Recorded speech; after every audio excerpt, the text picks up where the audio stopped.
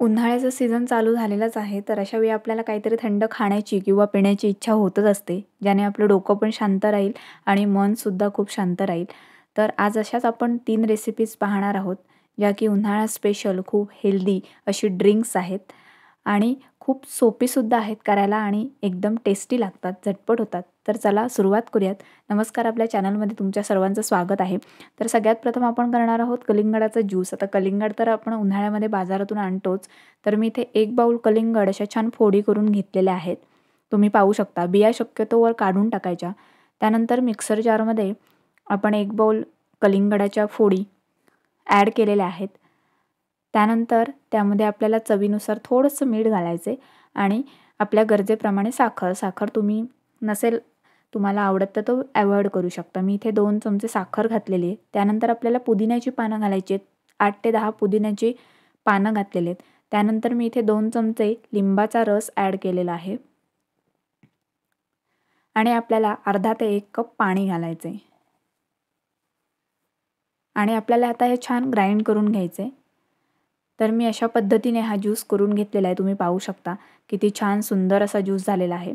आणि स्ट्रेन करून घ्यायचं आहे. स्ट्रेन केल्यामुळे काय होतं की बिया त्यामधल्या गाळल्या जातात. कारण कितीही बिया काढल्या कलिंगडामधल्या तरी लपून छपून राहिलेल्या कुठेतरी बिया असतातच.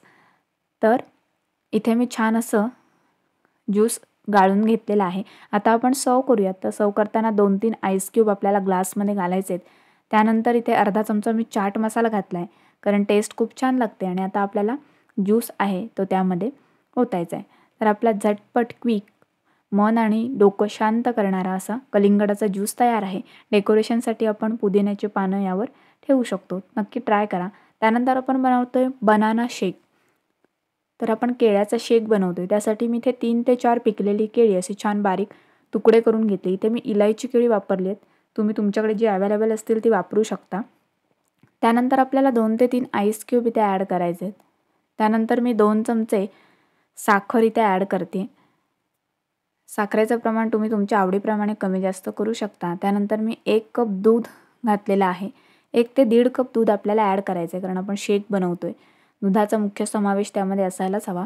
त्यानंतर 1 चमचा मी इथे मध घातलेला आहे आणि पाव चमचा किंवा अगदी चिमूटभर वेलची पावडर घालायची आणि आपल्याला हे छान ब्लेंड करून घ्यायचे. तर अशा पद्धतीने आपला बनाना शेक तयार आहे. तो ग्लासमध्ये आपण सर्व केला आहे आणि त्यावर छान असे ड्रायफ्रूट, काजू, बदाम, पिस्ता असे छान तुकडे सर्विंगसाठी घालायचे. त्यामुळे दिसायला पण खूप छान दिसतं, टेम्प्टिंग दिसतं आणि टेस्ट तर खूप अप्रतिम लागते. अगदी 5 मिनिटामध्ये तयार होणारा शेक आहे.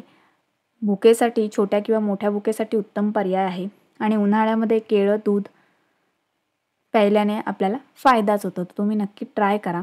त्यानंतर आता आपण पाहतोय मसाला ताक. माय फेवरेट, सगळ्यांनाच आवडतं आणि उन्हाळ्यामध्ये जरूर प्यावं.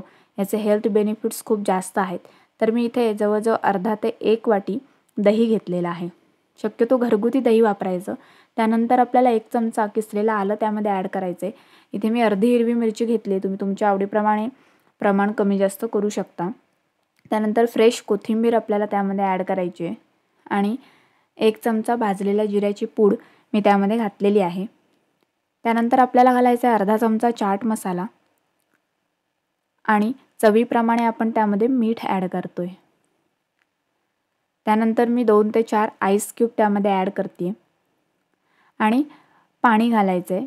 अर्धा ते 1 कप पाणी घालून आपल्याला छान हे ग्राइंड करून घ्यायचं आहे. सुरुवातीला पाणी थोडं कमी घालायचं आणि ग्राइंड करून घ्यायचं. तर आपलं अशा पद्धतीने मसाला ताक एकदम रेडी आहे. तुम्हाला आवडत असतील तर त्यामध्ये तुम्ही पुदिन्याची पानंसुद्धा नक्की वापरू शकता.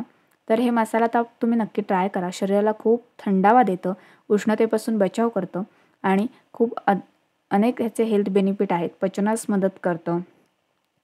तर अशा पद्धतीने ही 3 उन्हाळ्यात स्पेशल ड्रिंक नक्की तयार करा आणि तुमचा फीडबॅक मला कमेंटमध्ये नक्की कळवा. थँक्यू.